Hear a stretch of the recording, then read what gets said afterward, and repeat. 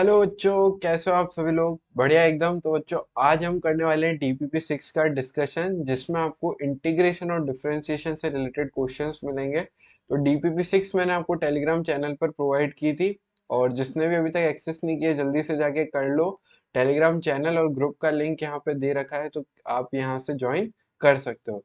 तो आइए डिस्कस करते हैं। उससे पहले अगर आप अभी सॉल्व करना चाहते हैं तो इसको सॉल्व यहाँ पे वीडियो को पॉज करके कर सकते हैं, और आई वुड रिकमेंड कि आप इसको पहले सॉल्व करें, उसके बाद ही सॉल्यूशन देखना। क्योंकि बिना सॉल्यूशन देखे अगर आप बिना अटेम्प्ट किए अगर आप सॉल्यूशन देखते हैं तो फिर उसका कोई मतलब नहीं रह जाता है। ठीक है, तो आप जो है मैक्सिमम टाइम 36 मिनट्स लगा के आप इसको सॉल्व कर लीजिए। ठीक है, आइए तो बढ़ते हैं हमारे फर्स्ट क्वेश्चन पे, और देखते हैं कि ये हमसे क्या कह रहा है। तो ये बोल रहा है कि if y is equal to 2x cube plus 3x square plus 6x plus 1, then dy by dx will be। तो हमको y की वैल्यू दे रखी है, क्या दे रखी है? 2x cube plus 3x square plus 6x plus 1, और हमको क्या निकालना है? dy by dx। तो dy बाय dx कैसे निकालेंगे?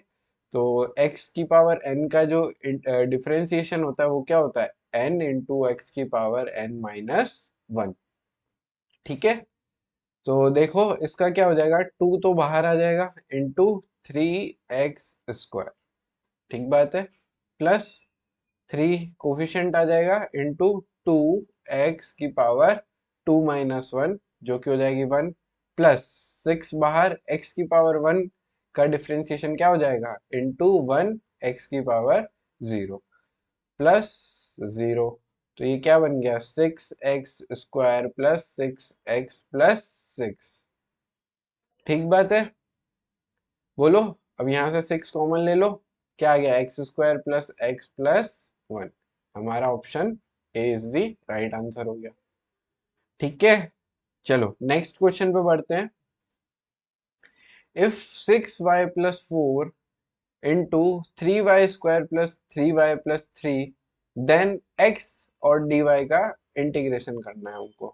ठीक है, तो इस तरह से हम इंटीग्रेशन कैसे करेंगे इसका, कि हम पहले तो इसको मल्टीप्लाई कर देंगे किससे? अब अपन को क्या करना है? x का डिफरेंशिएशन करना है y के रेस्पेक्ट में। तो x की वैल्यू निकाल लेते हैं पहले हम। 6y plus 4 into 3y square plus 4y plus 3। अब इसको क्या करो? मल्टीप्लाई कर दो। तो 6 into 3 18y cube plus 24y square plus 18y plus 12y square plus 16y plus 12। अब इसका इंटीग्रेशन कैसे करेंगे? तो पहले तो जो सिमिलर टर्म्स है उनको एक साथ लिख लो। तो 18y क्यूब प्लस 24 और 12 36y स्क्वायर प्लस 18 और 16 कितने हो जाएंगे? 20 और 34y प्लस 12। ठीक है, अब इसका इंटीग्रेशन कर दो किसके रेस्पेक्ट में? dy के रेस्पेक्ट में। तो dy के रेस्पेक्ट में इसका इंटीग्रेशन क्या हो जाएगा? y की power 4 upon 4 into 18 plus 36y cube upon 3 plus 34y square upon 2 plus 12y plus c। ठीक है, चलो अब इसको अगर हम सिंप्लीफाई करेंगे तो ये क्या हो जाएगा? 9/2 y की पावर 4 प्लस ये हो जाएगा 12y cube plus 17y square plus 12y plus c। अब इसमें से क्या करेंगे हम? 2 को कॉमन लेके अगर हम इसको सॉल्व करेंगे तो ये बन जाएगा 3y square plus 4y plus 3 का होल स्क्वायर बाय 2। ये 2 कॉमन वाला प्लस सी। आप कहोगे सर ये डायरेक्ट कैसे आया? तो ये डायरेक्ट नहीं आया है। अब इसको मैं आपको दूसरे मेथड से करके बताता हूँ, तब आपको समझ में आया है कि हमने जो लिखा है वो बिल्कुल सही है। तो मेथड 2 क्या है कि हमको ये तो पता है, क्या पता है? कि जो 3y² है, 3y² प्लस 4y+3 को अगर हम dx/dt कर दें, dx/dy कर दें, या फिर इसको t मान ले, है ना, इसको t मान ले और इसको डिफ्रेंशिएट कर दे, तो ये क्या बन जाएगा, 6y+4 dy = dt, है ना। और हम इसको सब्स्टिट्यूट कर देते, किससे, x को सब्स्टिट्यूट कर देते, हमको वैल्यू किसकी निकालनी है, x dy की, है ना। तो यहाँ पे x को सब्स्टिट्यूट करते हैं, तो 3y² प्लस 4y+3, और इनटू में क्या आ जाएगा, 6y+4 dy। अब इसको इंटीग्रेट करना है, हमको इसकी वैल्यू निकालनी है, ठीक है। तो अब क्या करेंगे, हम इसको तो हमने t मान लिया, तो यहाँ पे t आ गया, और इस पूरी क्वांटिटी को क्या मान लिया, dt। अब इसको इंटीग्रेट कर दो, तो इसको इंटीग्रेट करेंगे तो क्या आ जाएगा, t² 2 प्लस c, और t की वैल्यू वापस इसमें सब्स्टिट्यूट कर दो, तो क्या बन जाएगा, 3y² प्लस 4y+3 का whole square by 2 plus c। हमारा क्या आ जाएगा आंसर, ऑप्शन बी। वो थोड़ा लंबा मेथड है, और अगर आपको इसको वापस से शॉर्ट करना नहीं आता है ना, तो आप इसको इस मेथड से भी कर सकते हो, ठीक है। दोनों केस में हमारा क्या आएगा आंसर, बी आएगा, ठीक है। बोलो बोलो बोलो, ठीक है ना। चलो बहुत अच्छे। अब हम करते हैं क्वेश्चन नंबर 3, जिसमें हमको निकालनी है एफ एक्स की वैल्यू, सॉरी, हमको निकालनी है एफ एक्स की वैल्यू, जिसमें जो एफ ऑफ एक्स है वो है x+1 अपॉन x-1। तो एफ ऑफ एफ एक्स की वैल्यू क्या आ जाएगी, जहां जहां पे भी x है उसमें एफ एक्स डाल दो। अब मैं क्या कह रहा हूँ, देखो इसको मानते हैं कि ये g है, ठीक है। तो अब एफ ऑफ एफ एक्स की वैल्यू क्या हो जाएगी, कि g+1 अपॉन g-1। अब g क्या है, g है x+1 upon x-1+1 upon x+1 upon x-1 -1। अब ये तो हुई एफ ऑफ एफ एक्स की वैल्यू। अब हमको क्या निकालनी है, इसमें भी एफ एक्स डालना है, तो पहले तो हम इसको सॉल्व कर लेते हैं, और इसको सॉल्व करके जो आंसर आएगा उसको हम किस में पुट कर देंगे, वापस से एफ एक्स में, ठीक है। चलो तो इसको सॉल्व करेंगे तो क्या आ जाएगा, x+1 plus x-1 upon x-1 upon में x+1 -x+1 अपॉन में x-1। तो ये यहाँ से कैंसिल हो गया, यहाँ पे 1 कैंसिल हो गया, और यहाँ पे x कैंसिल हो गया, तो क्या बचा हमारे पास, 2x अपॉन 2, और इसको क्या लिख सकते हैं हम, x, ठीक है। अब f ऑफ x में वापस से वैल्यू डाल देंगे, है ना, एफ ऑफ एफ एक्स, तो ये वाली वैल्यू तो हमने निकाल रखी है ना, तो एफ ऑफ एक्स की वैल्यू क्या आ जाएगी, x+1 upon x-1, option C. या एक काम करो, इसको आप क्या मान लो, h मान लो, तो हमको क्या निकालना है अब, h, और यहाँ पे h रख दो, ठीक है। अब इसको h की वैल्यू क्या है, x, तो x+1 अपॉन x-1, तो हमारा ऑप्शन क्या आएगा, C। ठीक है, बोलो समझ में आया ना, कोई दिक्कत तो नहीं है। चलो आगे बढ़ते हैं फिर। नेक्स्ट क्वेश्चन है, थोड़ा दिखने में खतरनाक है ना, तो सिर्फ दिखने में ही खतरनाक है। अब इसको कैसे करते हैं, कि हम इसको अंदर वाले को क्या करेंगे, x⁻1/3 माइनस x⁻−1/3, इस तरह से लिख देंगे। अब खतरनाक लग रहा है क्या, ये dx आ गया, ये इंटीग्रेशन, x⁻n का इंटीग्रेशन क्या होगा, x⁻n+1 अपॉन n+1। तो x⁻1/3 का integration x⁻4/3 upon 4 into 3, minus of x⁻2/3 upon 3 upon 2 into 3 plus c। अब देख लो कहाँ पे मैच हो रहा है, ये 3/4 x⁻4/3 -3/2 x⁻2/3 plus c, option D. बोलो मैच हो गया, समझ में आ गया। नेक्स्ट क्वेश्चन पे बढ़ते हैं फिर। फोर्थ वाला दो बार आ गया क्या, चलो तो फिफ्थ वाला देखते हैं अब हम।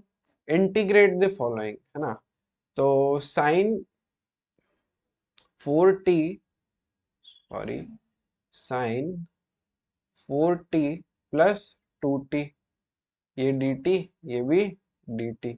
अब इसको इंटीग्रेशन कर देते हैं दोनों को अलग अलग करके, है ना, ये t है और ये प्लस है।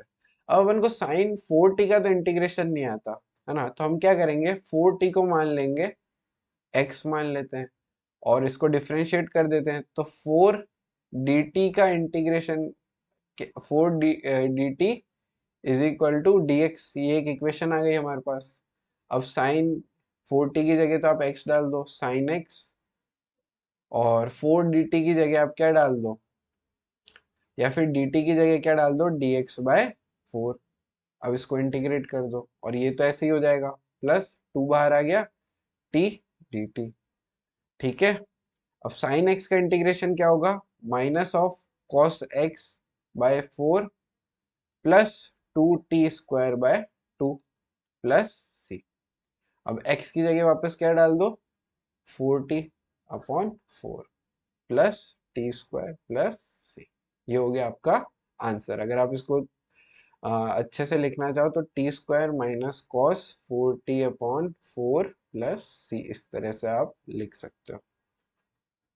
ठीक है, बोलो, ठीक बात है। चलो आगे देखते हैं।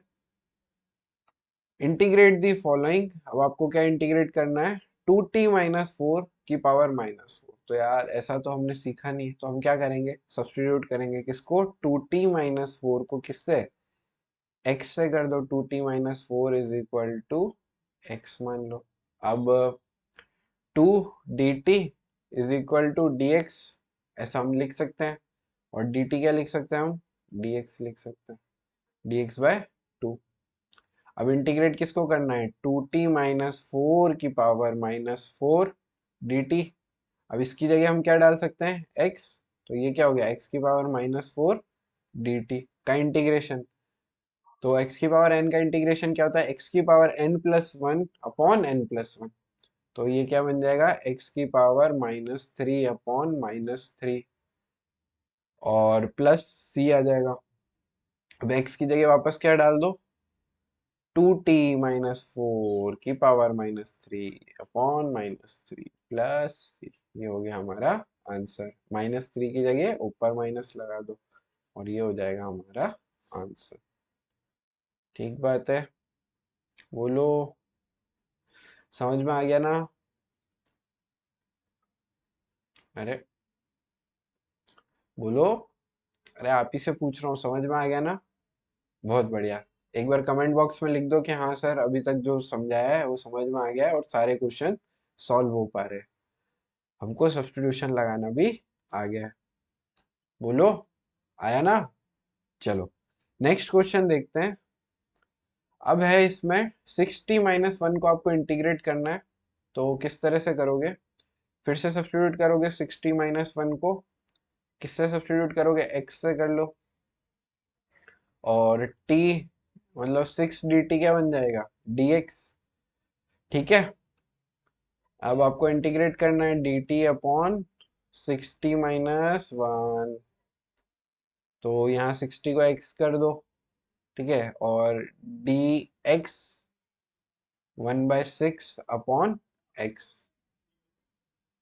dt को क्या करोगे, dt को हम क्या लिख सकते हैं, dx/6, है ना, तो यहाँ लिख देता हूँ मैं कि dx is equal to dt/6, sorry, dt is equal to dx/6। ठीक है, अब इसको इंटीग्रेट कर दो, क्या आएगा, 1/6 ln x प्लस c। अब x में वापस सब्स्टिट्यूट कर दो, तो ln 60-1 प्लस, ठीक है ठीक है ठीक है, बोलो बोलो बोलो, समझ में आ गया ना। आप चाहो तो डायरेक्ट भी कर सकते थे, पर एक चीज ध्यान रखना है, इस तरह के क्वेश्चन में जब आप इसको डायरेक्ट, आगे जब आप मैथ्स वाले स्टूडेंट हो तो आप आगे सीखोगे कि इस तरह के क्वेश्चन को हम जब डायरेक्ट इंटीग्रेट करते हैं ना, तो अपन अंदर वाला तो पूरा लिख लेते हैं और अपॉन में 6 लगा देते हैं, यानी जो टी का कोफिशिएंट है ना वो बाहर आ जाता है अपॉन में, प्लस सी आ जाता है। तो देखो यही चीज लिखी है हमने, है ना, तो ये मैथ्स में आप सीखोगे अच्छे से पूरा फॉर्मूला लगा के, और जो मैथ्स नहीं पढ़ेगा, जो बायो के स्टूडेंट्स हैं और जो नीट देंगे, उनको मैंने बता दिया कि सब्स्टिट्यूशन से आप कैसे करोगे, है ना। चलो 8th क्वेश्चन देखते हैं।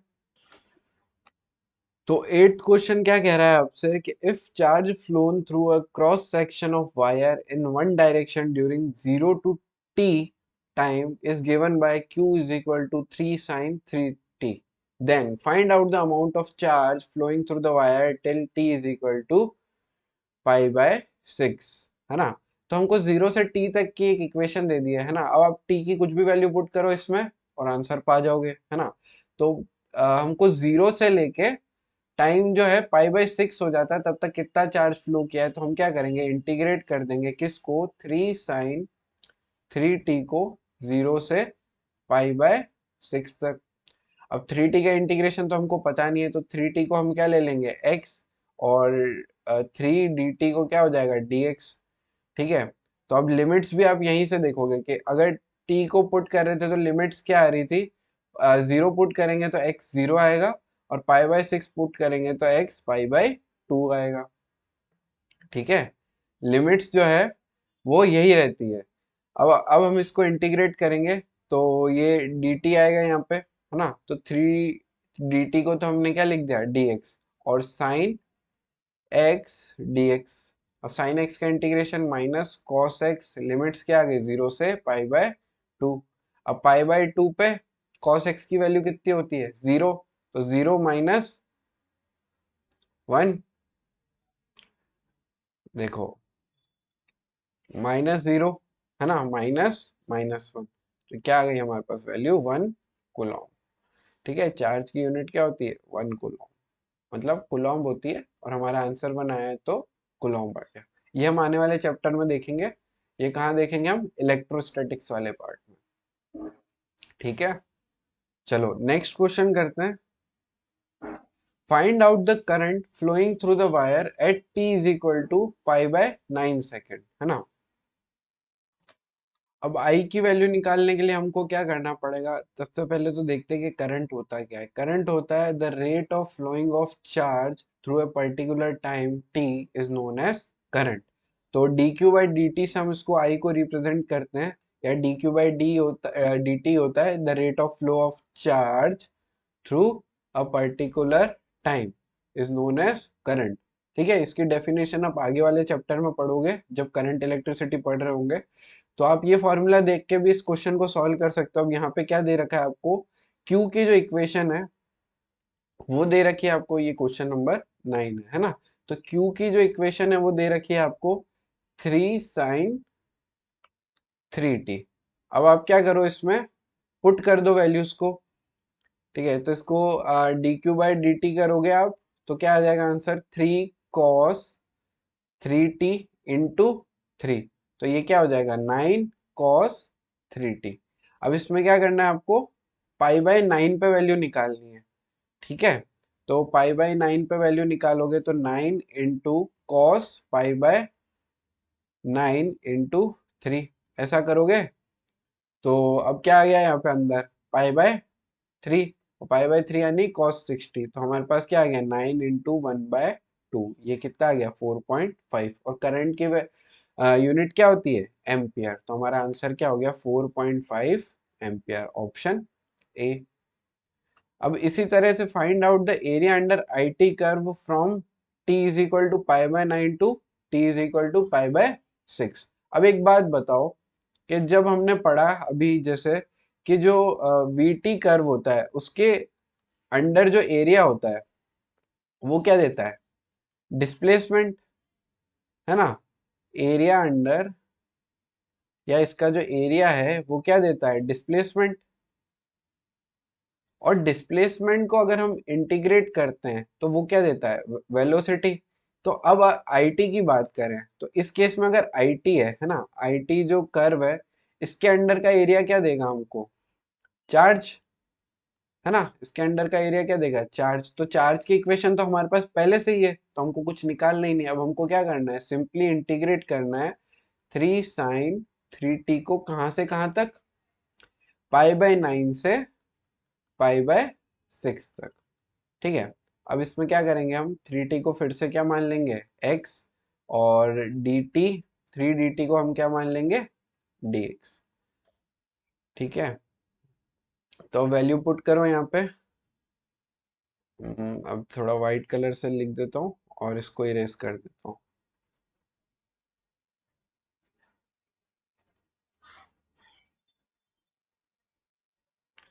है ना, अब यहाँ पे हम पाई बाय, जो इसकी लिमिट्स आएगी, अगर इसको पाई बाय 9 को इसमें पुट करेंगे तो ये क्या आ जाएगा, पाई बाय 3 से पाई बाय 6 पुट करेंगे तो पाई बाय 2।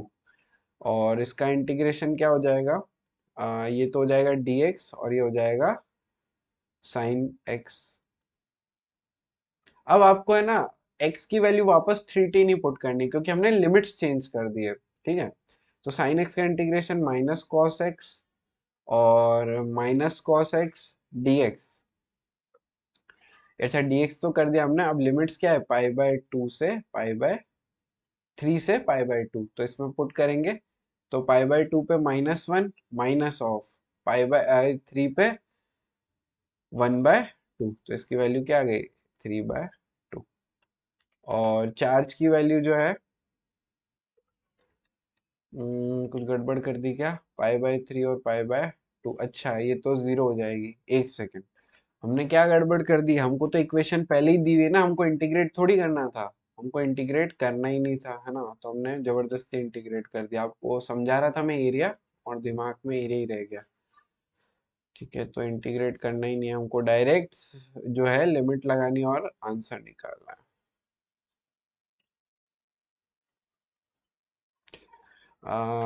तो ये सिली मिस्टेक्स जो है वो आप अवॉइड करना। 3 sin 3t, अब इसकी लिमिट्स क्या है, पाई बाय 6 और सॉरी पाई बाय 9 से पाई बाय 6। और इसमें वैल्यूज पुट कर दो, तो 3 इंटू पाई बाय 6 पुट करेंगे तो ये क्या बन जाएगा, पाई बाय 2 यानी 1 माइनस पाई बाय 3 यानी √3/2। तो ये हो गया हमारा आंसर। अब ये किससे मैच हो रहा है, 3 इंटू 1 माइनस, अच्छा इसका एलसीएम ले लो, तो 3 इंटू 2 माइनस √3/, तो 2 - √3/2, 2 - √3/2, ये हमारा हो गया फर्स्ट ही ऑप्शन सही। ठीक है, तो ये छोटी छोटी जो मिस्टेक्स है ये आप करना अवॉइड करना। आई होप आपको ये जो है डीपीपी, इसके सारे क्वेश्चन समझ में आ गए होंगे। अगर ये वीडियो अच्छा लगा तो अपने फ्रेंड्स के साथ शेयर करना, और आने वाले वीडियोस में जो डीपीपीज है आप टाइमली सॉल्व करने के लिए टेलीग्राम चैनल और ग्रुप ज्वाइन कर लीजिए। तो इस वीडियो के लिए इतना ही, मिलते हैं नेक्स्ट वीडियो में। Thanks for watching.